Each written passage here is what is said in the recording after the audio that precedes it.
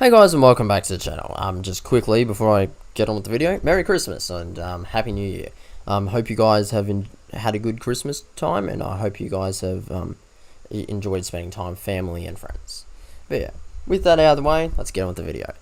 Today I'll be discussing the Hunter class frigate and the flaws that are facing the vessel. The Hunter class is slated to replace the aging Anzac class frigate. It is much larger, being marginally longer than the Hobart class air warfare destroyers, or AWDs for short. The Hunter class will be armed with 8 Harpoon anti-ship missiles, one 36-cell vertical launch system, a CIWS or close-in weapon system, and a 5-inch naval cannon.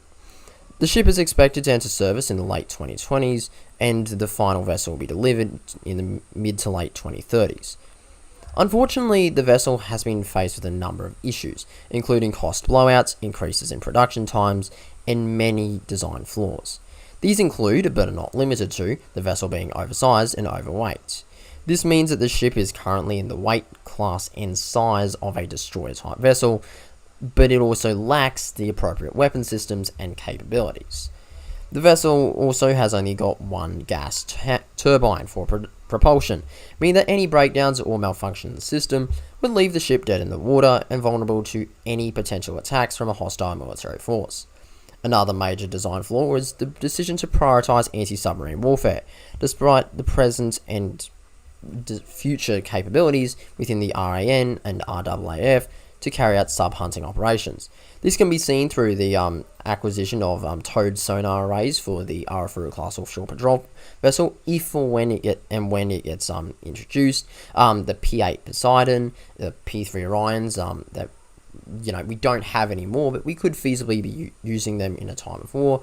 We have Hobart class air warfare destroyers and Anzac class frigates. They can all carry anti-submarine weapon systems and be used to attack them. They also carry helicopters that are also equipped to hunt down and destroy submarines.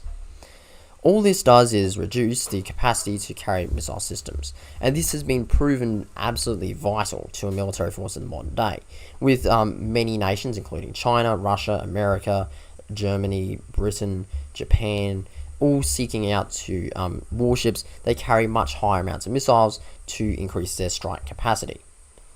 Not only this, but in recent weeks it has been revealed that the government did not abide with regulations that state that deals must offer quality for money, and went ahead with the Hunter class program anyway, despite reports of major drawbacks and failures to deliver a capable asset.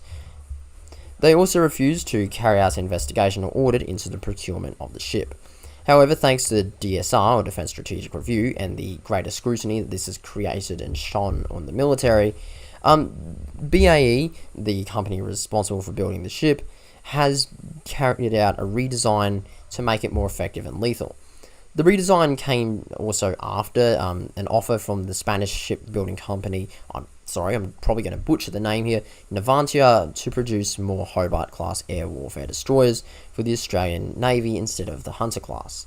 This has resulted in a newer, more competitive model being released by Britain, which has many benefits to the design.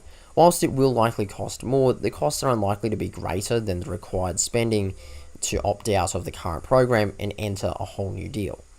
Not only that, but the new design concept is much more effective, carrying triple the missiles with 96 cells for the vertical launch system, 2 CIWS weapon systems, and 2 30mm autocannons for reasons that are beyond my understanding. It also has double the anti-ship capability, carrying 16 missiles instead of the original 8. The greatest downside of this is that the upgraded model will only be the standard after the first 4 ships are completed with the anti-submarine suite of systems, which will leave a bit of a capability gap.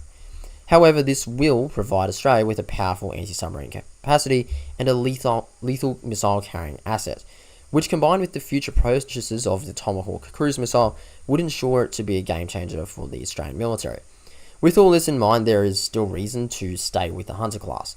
However, there are new deals emerging, with one of the most notable being the offer from Navantia, which has turned many heads in not only the analytical community, but also the Australian defence establishment. Ultimately though, it is vital that the government chooses the most effective vessel for this role, and is not tied down by any of the bureaucracy or politics that harms the Hunter class and many other assets within our defence force. Until then, it is vital that we continue to advocate for an effective selection of assets and efficient production. I thank you all very much for watching, and if you enjoyed this video, please leave a like and subscribe. I hope you all enjoyed, and I hope you will enjoy the rest of this year. And once more, thank you all so much, and I'll catch you all in the next one.